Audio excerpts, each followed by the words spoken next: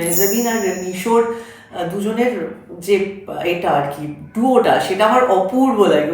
শাকিব খানের কথা আলাদা করে কি বলবো। শরীফুল রাজ খুব এখন একজন পাওয়ারফুল অ্যাক্টর। যখনই কথা হয় বাংলাদেশের অ্যাক্টরদের নিয়ে তখনই মোশাররফ করিম, চঞ্চল চৌধুরী, সুবর্ণ মুস্তাফা বা হুমায়ুন ফরিদি ওনাদের কথাই, বা জয়া হাসান বা অপি করিম, খুবই সবাই আমার খুব পছন্দের। মানে আমার কেন, সবাই যারা আমরা অভিনেতা মানে ছাত্র আর কি, অভিনয়ের ছাত্রছাত্রী আমরা যারা যারা আমরা এই বিনোদন জগতের সাথে যুক্ত, তারা সবাই যারা এপার বাংলা ওপার বাংলার কাজ দেখেন।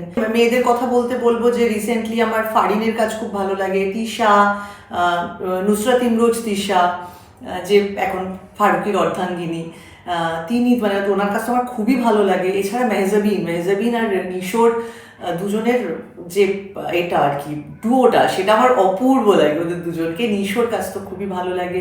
ইনফ্যাক্ট বুবলিকেও আমি দেখেছি একটি কাজে, সিয়ামের সাথে একটি কাজে, আমি এক্ষুনি নামটা মনে করতে পারছি না, চরকিরই কোনো একটি প্রজেক্ট, সেখানে আমার বুবলিকেও খুব বেশ লেগেছে, বেশ ভালো লেগেছে।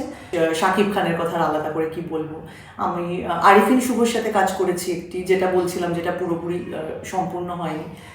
শুভ খুব ভালো, আমার শুভর সাথে কাজ করেও খুব ভালো লেগেছে।